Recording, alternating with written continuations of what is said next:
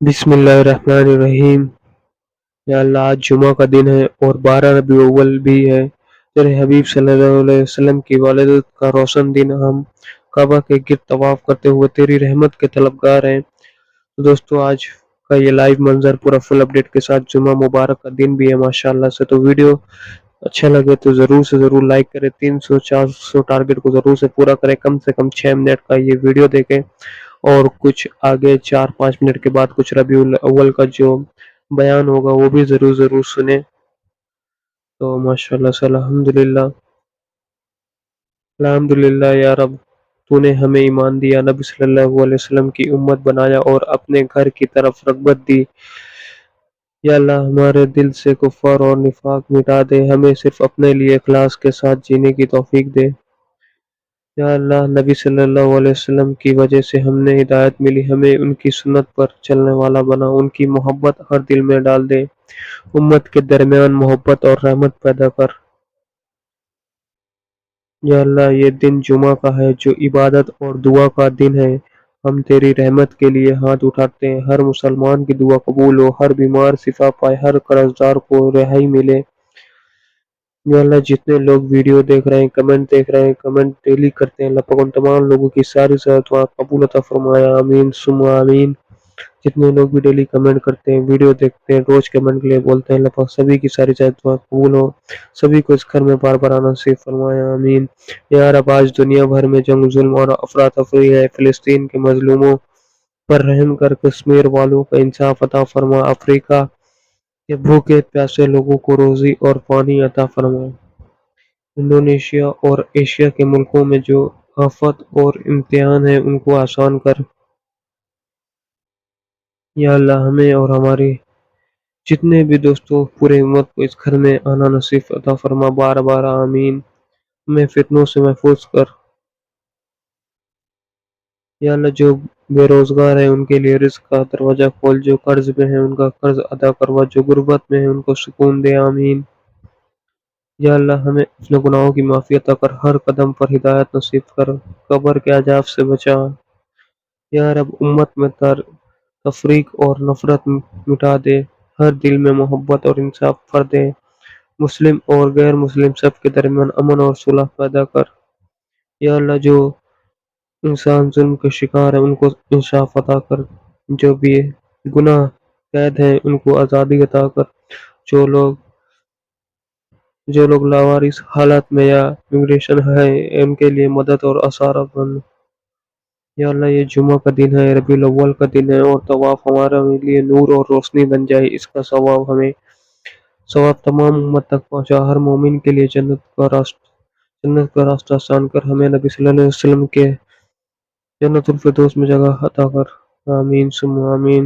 جتنے لوگ بھی کل کمنٹ کیے ہیں ربیع الاول کے دن دعا خاص کر کرنے کو، اللہ پاک ان تمام لوگوں کی ساری دعا کے ساتھ قبول فرما، اور جو لوگ کہنے بھول گئے یا نہیں کہہ پائے، اللہ پاک ان تمام لوگوں کو بھی ساری دعائیں عافیت کے ساتھ قبول فرمائے۔ سبحان اللہ اللہم و بحمدک، استغفرک و اتوب الیک۔ تو ماشاءاللہ سے دوستو، آج کا منظر کافی فل اپڈیٹ کے ساتھ چلے گا، تو 4-5 منٹ تک کا کچھ یہ لائیو ہوگا، اس کے بعد آپ لوگ ضرور پورا لاسٹ تک کا ویڈیو ضرور سے دیکھیں، کم سے کم 6 منٹ تک دیکھ لیا کریں کہ دوسروں تک یہ ویڈیو چلا جائے اور تمام لوگ اس گھر کی زیارت دیکھ سکیں۔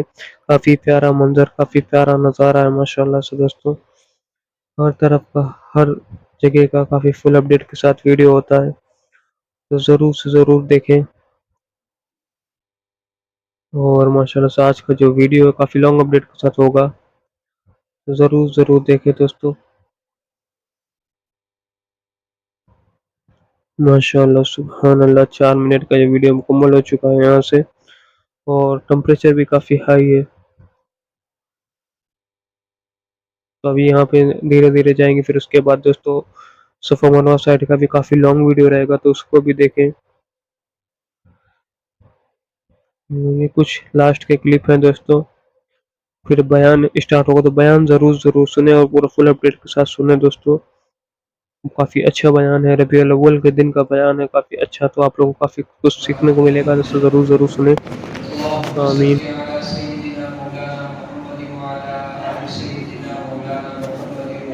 وسلم. الحمد لله وكفى وسلام على عباده الذين اصطفى. أما بعد فأعوذ بالله من الشيطان الرجيم. بسم الله الرحمن الرحيم. وإذ أخذ الله ميثاق النبيين لما آتيتكم من كتاب وحكمة ثم جاءكم رسول مصدق لما معكم. صدق اللہ العظیم. عزیزان گرامی، ہمارے اور آپ کے لیے بڑی خوشی کی بات ہے کہ ہمارے آقا محمد عربی صلی اللہ علیہ وسلم ماہ ربیع الاول میں پیدا فرمائے اور قیامت تک کے آنے والی انسانیت کے لیے رشد و ہدایت کا ایک ذریعہ بن کر آئے. دعا فرمائے کہ اللہ تبارک و تعالی آقا کی زندگی کو اپنانے کی توفیق عطا فرمائے. پیدائش ہر کسی کو ہے کہ اللہ کے نبی دنیا میں تشریف لائے. اس لیے بھی ہے کہ جب دنیا بنائی گئی تھی آپ صلی اللہ علیہ وسلم کی پیدائش کا ذکر اللہ نے اس سے پہلے چھیڑ رکھا تھا. اور پھر جب نبی دنیا میں آئے ہیں جس وقت، تو عیسیٰ علیہ السلام نبی سے پہلے وہ آخری نبی تھے. مطلب آدم علیہ السلام سے لے کر عیسیٰ علیہ السلام تک نبیوں کا سلسلہ چلتا رہا. پھر عیسیٰ علیہ السلام جب پیدا ہوئے نا، تو پھر بہت سال تک، تقریباً 550 سال تک کوئی نبی آیا ہی نہیں. کوئی نبی آیا ہی نہیں. یعنی 500 سال کا 550 سال کا عرصہ ایسا گزرا ہے کہ اس امت کو بتانے کے لیے، سمجھانے کے لیے، صحیح راہ پر لانے کے لیے کوئی طریقہ بچا ہی نہیں تھا. سب ختم ہو گیا تھا. کیوں؟ عیسیٰ علیہ السلام پر جو انجیل نازل ہوئی تھی اس پہ خرد برد کر دیا گیا. وہ کتاب محفوظ تھی نہیں، اور اس کے محفوظ رہنے کا سوال ہی نہیں پیدا ہوتا تھا، کیونکہ اللہ نے اس کتاب کی حفاظت کا ذمہ لیا ہی نہیں تھا. تو وہ کتاب دنیا سے کیا ہو گئی؟ ناپید ہو گئی. کچھ باتیں ادھر کی، کچھ باتیں ادھر کی. اس زمانے کے جو مسیحائی لوگ تھے ان لوگوں نے اپنے اعتبار سے اس میں ترمیمات کرتے چلے گئے. بچا کچھ نہیں تھا. ایک قرآن کریم تھا جس کے بارے میں اللہ نے کہا اِنَّا نَحْنُ نَزَّلْنَا الذِّكْرَ وَإِنَّا لَهُ لَحَافِظُونَ. اس کے بارے میں اللہ نے کہا کہ ہم اس کو نازل کیے ہیں اور ہم اس کی حفاظت کریں گے. بات ختم ہو گئی. اب قیامت تک اللہ اس کی کیسی حفاظت کریں گے وہ اللہ کا دستور ہے، اللہ کا ضابطہ ہے. اس پر ہمیں بحث نہیں کرنی. اب جو 550 سال کے درمیان کا جو عرصہ گزرا تھا نا، اس عرصے میں انسانیت جو ہے نا بے راہ رو ہو گئی تھی، بھٹک گئی تھی. ظلم ان کے اندر عروج پر تھا، زنا ان کے سماج میں عروج پر تھا. یہاں تک کہ مورخین نے لکھا ہے کہ جب میراث میں چیزیں تقسیم ہوتی تھی کہ باپ مر گیا، یہ فلاں لوگوں کو ملے گا، تو لکھا گیا کہ ماں کو بھی میراث میں تقسیم کرتے تھے کہ یہ ماں کس کے حصے میں جائے گی. اور انسانیت اتنی دبی کچلی تھی کہ اس ماں کے ساتھ بھی بیٹا ہم بستری کرتا تھا. ماں کے ساتھ بھی بیٹا اپنا تعلق بیوی کی طرح بناتا تھا. اور ایسا نہیں ہے کہ اسی دور میں تھا، اس دور میں ماں کی شکل میں تھا. اور آج کے دور میں پارسی حضرات جو ہیں وہ بہنوں سے شادی کرتے. کس سے شادیاں کرتے؟ بہنوں سے شادیاں کرتے. تو یہ پرانے دور کا ایک کلچر تھا جو معذب قوم، جن قوموں کے اوپر اللہ نے عذاب نازل کیا تھا، اس کی کچھ جھلکیاں آج بھی امت میں نظر آتی ہے. اور کیا تھا جانتے؟ عریانیت، ننگا پن. ننگے گھوما کرتے تھے. یہاں تک کہ لکھا ہے کہ خانہ کعبہ کا جب طواف لوگ کرتے تھے تو قریش برادری جس سے آپ صلی اللہ علیہ وسلم کی پیدائش ہے، اس برادری کو چھوڑ کر دیگر قبیلے کے جو لوگ تھے نا کپڑے اتار دیتے تھے. کیا کہتے تھے؟ جن کپڑوں کو پہن کر ہم گناہ کرتے ہیں ان کپڑوں کو پہن کر خانہ کعبہ کا طواف کرے، یہ اچھی بات نہیں. کپڑے اتار دیتے تھے، برہنہ طواف کرتے تھے. وہ ننگا پن، وہ عریانیت، وہ فحاشی آج بھی ختم نہیں ہوئی ہے. آپ انگلینڈ میں، تھائی لینڈ میں اور دیگر ممالک جو یورپین ممالک کہتے ہیں ان کے اندر سال میں ایک دن ایسا آتا ہے جو بالکل برہنہ ہوتے ہیں اور سڑکوں پر مارچ کرتے ہیں، سڑکوں پر مظاہرہ کرتے ہیں. یہاں تک کہ عضو تناسل جو انسان کا تشخص ہے، انسانیت کے مذکر ہونے کی پہچان ہے، اس کا ایک نمونہ بنا کر کے سڑکوں پر گھومتے ہیں. آپ کہو گے کہ بھئی یہ تو بہت سال پہلے ہوا تھا. بہت سال پہلے ہوا تھا، وہ معذب قوم تھی، اللہ نے ان قوموں پر عذاب نازل کیا تھا، ان کی کچھ نسلیں باقی تھی، آج وہ ان کے سماج کے اندر عروج پا گیا. آپ دیکھیے، موبائل آپ چلاتے ہو، آپ اس پر دیکھو گے باہر ملکوں کے لوگ ننگا سڑکوں پر گھومتے ہیں، بالکل برہنہ، مادرزاد یتیم، جسم پر کوئی کپڑے نہیں، ٹیٹو بنا لیتے ہیں، جسم کے اوپر نقش و نگاریاں کروا لیتے لیکن برہنہ گھومتے. یہ کام آپ صلی اللہ علیہ وسلم کی پیدائش سے پہلے مکہ کی سرزمین پر ہو رہا تھا. مکہ کی سرزمین پر ہوتا تھا، بالکل عریاں ننگا گھوما کرتے تھے. اور ظلم اتنا تھا کہ اگر کوئی قبیلہ کسی قبیلے سے الجھ جاتا تھا کسی معاملے کو لے کر کے تو خاندانی لوگ وصیت کرتے تھے. کیا کرتے تھے؟ وصیت کرتے تھے کہ بدلہ لے کے رہنا، چھوڑنا نہیں. اور عورتوں کا یہ مقام رکھا گیا تھا کہ اگر کسی کا شوہر مر جاتا تو آج ہم 4 مہینہ 10 دن جو عدت کے ہم رکھے ہیں، اس دور میں 1 سال کی عدت ہوا کرتی تھی. کتنے سال کی؟ 1 سال کی عدت ہوتی تھی. کپڑا ایک ہی ہوا کرتا تھا، اس کو اسی پر زندگی گزارنی تھی. اور پھر اگر وہ ایام حیض میں آ جاتی تھی تو لکھا گیا کہ جب تک ان پیریڈ میں رہتی تھی کمرے میں بند کر دیا جاتا تھا. یہ انسانیت پر نہیں، یہ نسوانیت پر ایک ظلم تھا ایک طرح کا. جب اس دنیا میں ظلم و ستم عام ہو گیا، تاریخی عروج پر ہو گئی اور انسانیت سسکنے لگی کہ بھئی جینے کا یہ بھی کوئی حق ہے. ایک اونٹ اگر کسی دوسرے قبیلے کا اونٹ اگر کسی گھاٹ پر پانی پی لیتا، ہمیشہ لڑائیاں ہی رہتی. اور ظلم و ستم تو اتنا تھا کہ لکھا گیا ہے کہ ایک انسان کو کھڑا کر دیتے اور قبیلے کے سورما لوگ اپنی نشانہ بازی پر کہتے کہ اس غلام کی آنکھ میں کسی نے تیر مار دی اور آنکھ میں تیر پیوست ہو گئی تو اس کو انعام میں اتنا دیا جائے گا.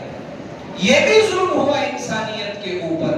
اور اپنے سروں کے اوپر چراغوں کو لے کر کے پوری رات کھڑے رہتے تھے کہ ان کی روشنیاں کمروں کی گل نہ ہونے پائے.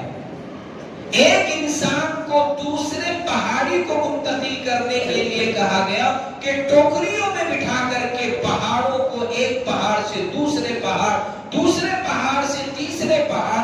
یہ آزادی سے پہلے کے حال لوگوں نے یہاں دیکھا ہے انگریزوں کے ساتھ. اس طرح کا ظلم 1400 سال 1500 سال پہلے جب نبی دنیا میں تشریف نہیں لائے تھے ایسے حالات تھے اس روئے زمین کے. وجہ کیا تھی؟ وجہ یہ تھی کہ عیسیٰ علیہ السلام اور نبی آخر الزمان محمد عربی صلی اللہ علیہ وسلم کے درمیان کا فاصلہ 550 سال. کتنے سال؟ 550 سال. کوئی سمجھانے والا، کوئی بتانے والا، کوئی راہ راست پر لانے والا تھا ہی نہیں. اب ایسے موقع پر اللہ تبارک و تعالی نے ہمارے آقا محمد عربی صلی اللہ علیہ وسلم کی بعثت کا فیصلہ فرما دیا کہ اب نبی آخر الزماں آئیں گے اور اس دنیا سے ظلم و ستم کو ختم فرمائیں گے اور عریانیت کو ختم فرمائیں گے اور ایک دوسروں کے مقام و مرتبے کو بتائیں گے کہ کس کا کیا مقام ہے، کس کا کیا مقام ہے۔ اور جو کہا گیا نا کہ عورتوں کے ساتھ ظلم اپنے عروج پر تھا، نبی جب دنیا میں تشریف لائے ہیں نا، اس کے باوجود بھی ہونے والا ظلم جو عورتوں پر تھا وہ ہو ہی رہا تھا۔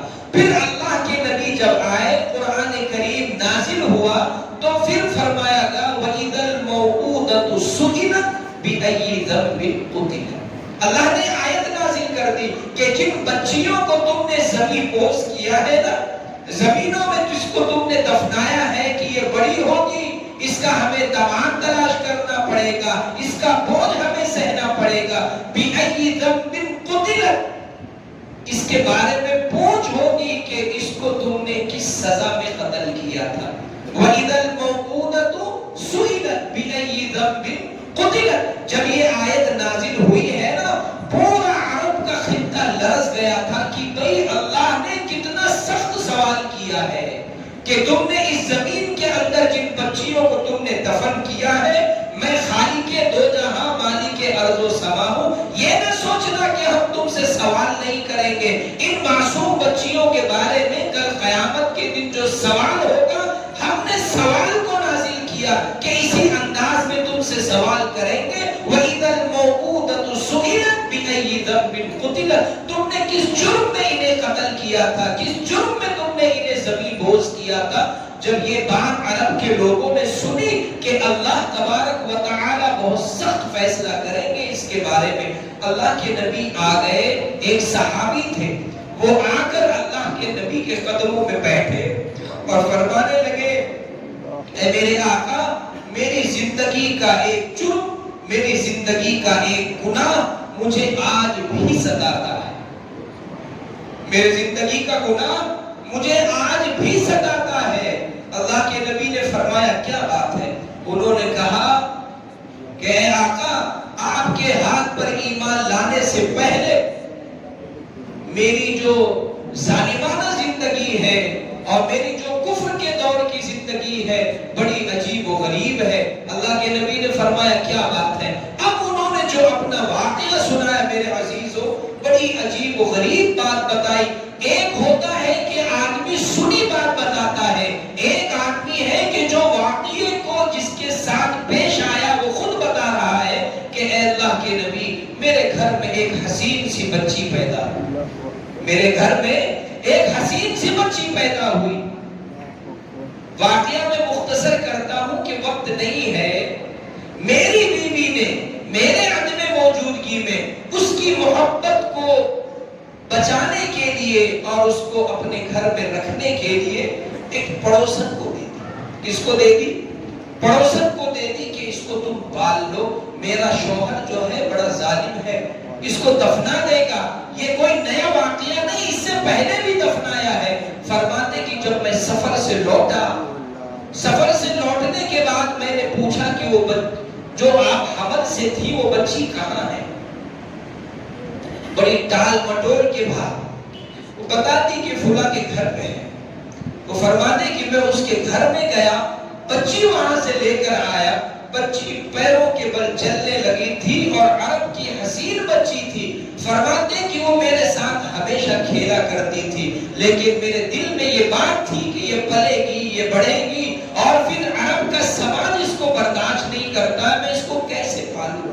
فرماتے کہ میں نے بچی کو لیا گود میں اور پھوڑا لیا، ادال لیا، جنگل کی طرف چلا گیا۔